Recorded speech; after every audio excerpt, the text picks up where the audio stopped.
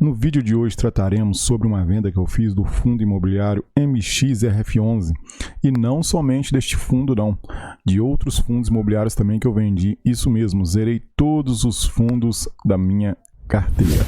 Antes de entrarmos sobre a venda destes fundos imobiliários, eu gostaria que você curtisse, deixasse seu like no canal, compartilhe se você puder com seu amigo, com sua amiga, para sua família e sua parentela. Vamos divulgar e fazer o canal O Varão Investidor crescer dia após dia.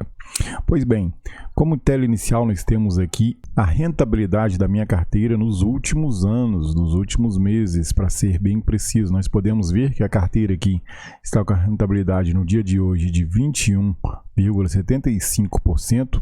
Se nós colocarmos aqui um benchmark como, por exemplo, o Ibovespa, você pode notar que a nossa carteira está bem acima do Ibovespa. No começo da carteira, quando começamos a comprar todas as ações, a carteira caminhava bem junto com o Ibovespa, nesta região aqui. Mas hoje podemos notar que a carteira está com a rentabilidade de 21%, enquanto o Ibovespa com 7,5%. Podemos adicionar aqui também um outro benchmark que o pessoal preocupa muito, mas será que vale a pena investir em ações? Que é o CDI. Podemos ver que o CDI hoje, a rentabilidade nos mostrada através desse site Dados Invest está 18%, nossa carteira está acima. Não nos preocupamos com isso, se nossa carteira está acima, está abaixo do Ibovespa. Isso aqui é simplesmente alimentar o ego. O que nós temos que fazer, o nosso patrimônio, nossos investimentos crescer após dia mais. E sim, a gente tendo essa noção que o nosso patrimônio está crescendo, está se alavancando, nós estamos no caminho certo. Pois bem, podemos ver aqui também que eu tenho aqui fundos imobiliários, ou melhor dizendo, eu tinha fundos imobiliários. Podemos ver que no começo da carteira, a rentabilidade dos fundos imobiliários caminhou juntamente com as ações, mas de um tempo para cá os fundos vieram caindo, caíram, teve o fundo máximo aqui em abril deste ano, 2023, nós tivemos o fundo máximo da minha carteira de fundos imobiliários e depois voltou para o 0 a 0, foi quando eu decidi zerar a posição. E eu vou explicar por que eu vendi e zerei minha posição. Lembrando que é uma posição bem pequena, quase que irrelevante na minha carteira. Mas de uns tempos para cá, para falar a verdade, mais ou menos 8 a 9 meses, eu venho estudando fundos imobiliários e não venho achando interessante de acordo com a minha opinião. Lembrando que este vídeo não se trata de recomendação de compra ou venda de ativos. Estude, busque o que é melhor para a sua carteira e o que é melhor para o seu patrimônio e seus investimentos. Então, você pode notar que aqui eu tinha 4 fundos imobiliários na minha carteira. O Kizu 11, um fundo bem famoso, muita gente gosta dele, mas eu tinha apenas 25 ativos dele, cujo preço dele era no dia que eu zerei a posição que eu vendi os ativos, estavam em 7,97. Eu tinha o VSLH11 também, que é um fundo de papel, foi o meu primeiro fundo que eu coloquei na carteira. Para falar a verdade, foi o primeiro ativo que eu comprei antes mesmo das ações. No dia que eu zerei a posição, ele estava em 5,36. Tínhamos também o Vino 11, que é um fundo logístico, um fundo bem conhecido aí pelo aquele canal Plim Plim. Você vai saber o que é, porque ele aluga prédios, estruturas para essa rede de televisão. E eu tinha aqui também o fundo mais querido da Bolsa de Valores, o MXRF11, que é um fundo de papel, Podemos dizer que é um fundo híbrido ou, entre outras coisas mais, ele tem em seu portfólio. No dia que eu zerei a posição, ele estava 10,71.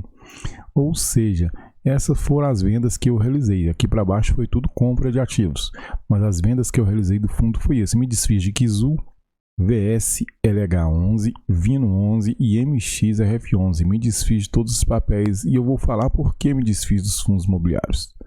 Pode-se notar que aqui é um gráfico de todos os meus dividendos recebidos através dos fundos imobiliários. Podemos ver uma crescente aqui nos dividendos. No mês por exemplo, de junho do ano passado, um ano atrás, estava recebendo R$ 1,40 por mês de fundos imobiliários, juntando aqueles 4 fundos que eu tinha. No próximo mês foi para 2 e pouco, e assim foi subindo até que atingiu o pico aqui em dezembro de 2022. quando foi que eu recebi R$ 5,30 a média por mês, e venho recebendo mais ou menos este valor de R$ 5,450 até esse mês. E este valor veio crescendo e eu venho recebendo este valor até esse mês agora de junho, pois a partir do mês que vem eu não terei mais rendimentos de fundos imobiliários. Mas você pode pensar comigo, Varão, os seus fundos, o seu rendimento com os fundos imobiliários vem crescendo ao longo do tempo e de pouco mais de 5, 6 meses para cá está estagnado. Sim, e esse é um dos motivos que eu quero, por isso zerei a posição. Apesar dos dividendos estarem estagnados de janeiro para cá, eu vinha aumentando a posição nos fundos, ou seja, eu vinha aumentando o patrimônio nos fundos e os dividendos continuando estagnados. Mas uma coisa que eu observei e que me fez deixar de investir em fundos imobiliários é que, apesar dos dividendos ser praticamente constante, não ter muitas oscilações, a não ser este fundo aqui, que é o VSLH11, eu tive muita oscilação nele. Quando eu comecei a investir, ele estava a R$10, hoje ele está a 5 e pouco. É um fundo de papel, eu sei que era um fundo arriscado, eu sabia que era um fundo arriscado. Ele foi praticamente para metade do preço, cujo eu tive que assumir o prejuízo, mas eu desisti e decidir que não ter mais fundos imobiliários, não somente por causa disso, mas porque os fundos, apesar dos dividendos ser constantes, as cotações deles também variam um pouco, tem poucas oscilações. Não são cotações que vai crescendo ao longo dos tempos. As cotações dos fundos tendem a permanecer nesta base, a não ser o MXRF11, como podemos entrar aqui no Status Invest, podemos ver que ele teve uma valorização de 11,94 nos últimos 12 meses.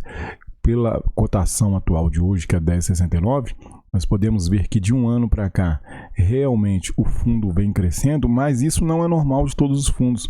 O normal é que eles se mantenham estáveis num nível de preço.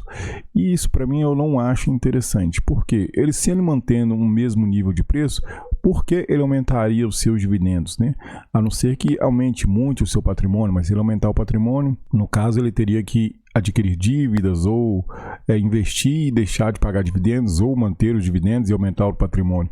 Isso para mim eu não acho interessante. Eu prefiro focar nas ações, onde que as ações variam muito, tem mais oscilações, os dividendos dela também são muito oscilantes, os preços e as cotações também variam muito, mas eu consigo acompanhar mais de perto, eu consigo ver o crescimento ou não da empresa. E isso facilitará com que nós possamos crescer o nosso patrimônio.